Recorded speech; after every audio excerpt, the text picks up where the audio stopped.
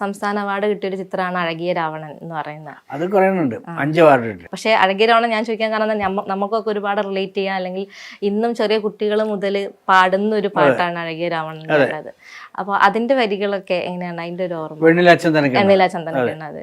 അത് ട്യൂണിന് എഴുതിയതാണ്. അത് ഇയാളുടെ വിദ്യാസാഗറിന്റെ ഫസ്റ്റ് പടമാണ്.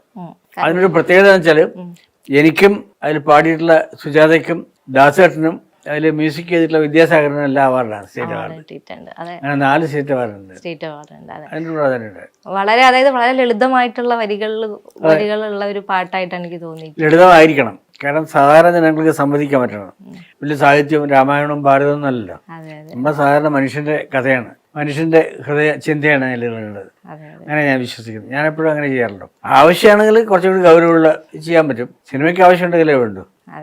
ഇപ്പൊ രാമകഥ ഇതൊക്കെ ഇല്ലേ, ആ സിറ്റുവേഷൻ ആവശ്യമുള്ളതുകൊണ്ട് അങ്ങനെ ചെയ്തത്. കളി വീടിറങ്ങിയല്ലോ ഒക്കെ വളരെ ലളിതമാണ്, സിമ്പിളാണ്.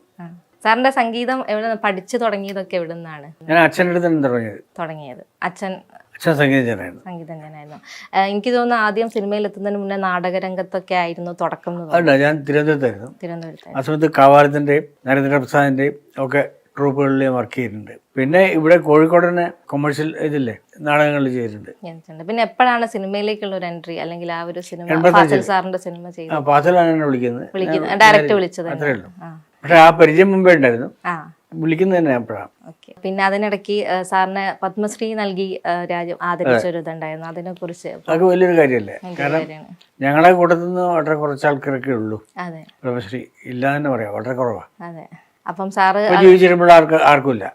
വലിയൊരു അംഗീകാരമായിട്ട് തന്നെ കാണുന്നുണ്ടല്ലോ. സംശയമില്ല, കാരണം രാജ്യത്തിന്റെ അംഗീകാരമാണ്. അതെ, രാജ്യത്തിന്റെ അംഗീകാരമാണ്. അത് വലിയ ഗൗരവമായിട്ട് ഞങ്ങൾ കേൾക്കുന്നു. ഇപ്പൊ സാർ ഇപ്പൊ എത്ര സിനിമകളിൽ ഇപ്പൊ രചന? ഏകദേശം 400ഓളം? 400 കൂടുതലായിരുന്നു, 450ഓളം കൂടെ. ഓക്കെ. അതായത് സംഗീത സംവിധാനം ഒരുപാട് ചിത്രങ്ങൾ ചെയ്തിട്ടുണ്ട്, 20 പടം ചെയ്തിട്ടുണ്ട്.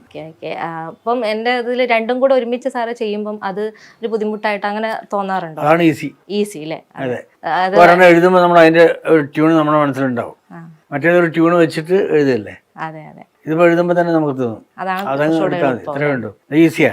അങ്ങനെ സാറ് ചെയ്തിട്ടുള്ളത് സാറിന് ഏറ്റവും ഇഷ്ടപ്പെട്ട ഒരു ദേശാടനത്തിന്റെ പാട്ടുകളാണ്. കളിയാട്ടം, കാരുണ്യം ഇതൊക്കെ ഉണ്ട്. സാറിന് ഏതെങ്കിലും 2 വരികൾ ഞങ്ങൾക്ക് വേണ്ടിയിട്ട്?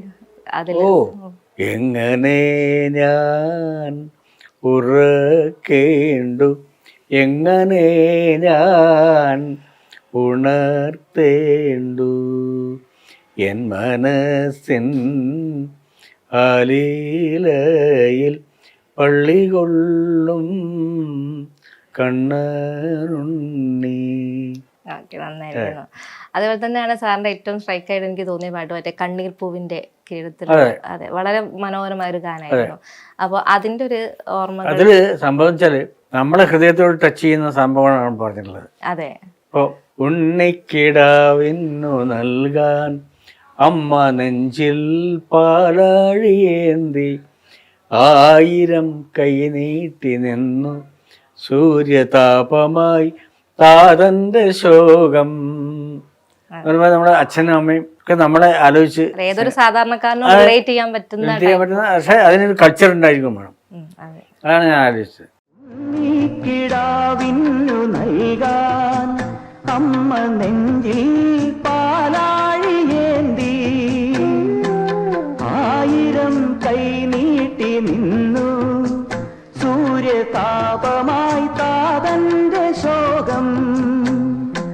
വിട ചൊല്ലവേ നിമിഷങ്ങളിൽ ജലരേഖകൾ വീണലിഞ്ഞു, കനിവേകുമീ വെണ്ണേകവും മഴനീർക്കിനാവായി മറഞ്ഞു, ദൂരെ ഉള്ളോർക്കുടം കേണുറങ്ങി.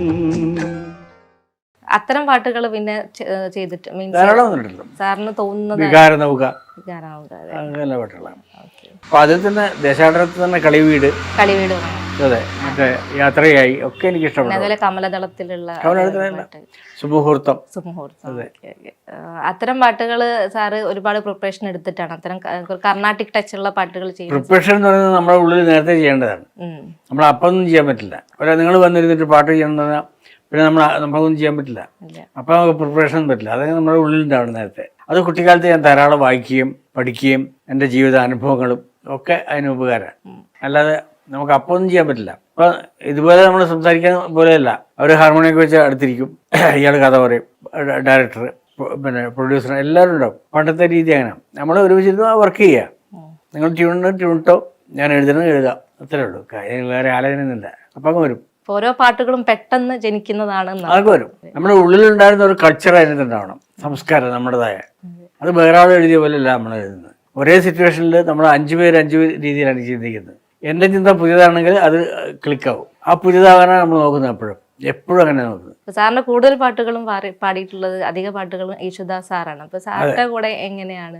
അവസരം എനിക്ക് ലോകത്തിലെ ഏറ്റവും വലിയ ഗായകനാണ് എനിക്ക്. ഇപ്പൊ 2 ദിവസം മുമ്പ് എന്നെ വിളിച്ചിരുന്നു ഒരാവശ്യത്തിന്. അസാധ്യമായിട്ടുള്ളൊരു ബന്ധമാണ്, എത്രയോ കാലമായിട്ട് ബന്ധമാണ്. ഞാൻ ചെറുപ്പത്തിൽ ദാസേട്ടൻ്റെ പാട്ട് കേൾക്കാൻ വേണ്ടി, അന്ന് ഞങ്ങളുടെ കൈതപ്പുറത്തൊന്നും റേഡിയോ പോലും ഇല്ല.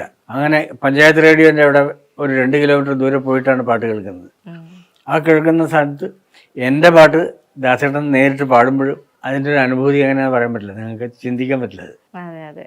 ദാസേട്ടൻ എന്താണ് കൈതപ്പുറം സാറിനോട് പറയാറുള്ളത്? സാറിന്റെ വരികളിലും സാറിന്റെ പാട്ടുകളൊക്കെ ഒരുപാട് ദാസേട്ടന് എന്തെങ്കിലും അഭിപ്രായം എന്നോട് പറയാറുണ്ട്. ഇഷ്ടായി എന്ന് പറയും. അത് വിഷയമൊന്നുമില്ല. അങ്ങനെ എവിടെയെങ്കിലും ഒരു തിരുത്തലുകൾ അല്ലെങ്കിൽ ഇങ്ങനെ ചെയ്തുകൂടെ എന്ന് ദാസാറിന്റെ അടുത്തുനിന്നൊരു ഫസ്റ്റ് പടത്തിൽ തന്നെ ദാസേട്ടനോട് പറഞ്ഞിട്ടുണ്ട്. അതായത് ശ്രീല വസന്ത സ്വരഗതി മീട്ടും കച്ചപി വീണയായി കാലം, ആ പാട്ടില്ലേ, അതിൽ ഹരിചന്ദന ശുഭഗന്ധമുണർത്തിയുന്നുണ്ട്. ഹരിചന്ദന ശുഭഗന്ധമുണതില്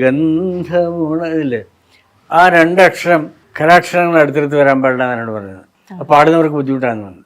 ശുഭഗന്ധം എന്ന് പറയുമ്പോൾ 2 ഉറച്ചാക്ഷരങ്ങളാണ്. അത് ഫസ്റ്റ് സിനിമയിൽ തന്നെ ആകുമ്പോൾ സാറിന് അതൊരു അംഗീകാരം കൂടിയാണല്ലോ സാറിന്റെ പാട്ട്. തീർച്ചയായിട്ടും എന്നോട് എൻ്റെ സ്വന്തം ഏട്ടനെ പോലെയാണ്, അത്ര അടുപ്പാണ്. ഇവിടേക്ക് എത്ര പ്രാവശ്യം വന്നിട്ടുണ്ട്. പിന്നെ സാറിന്റെ പാട്ടുകൾ ഏറ്റവും കൂടുതൽ പാടി കേൾക്കാൻ ഇഷ്ടം ദാസാർ അല്ലാതെ ഒരാളെ ചോദിക്കുകയാണെങ്കിൽ?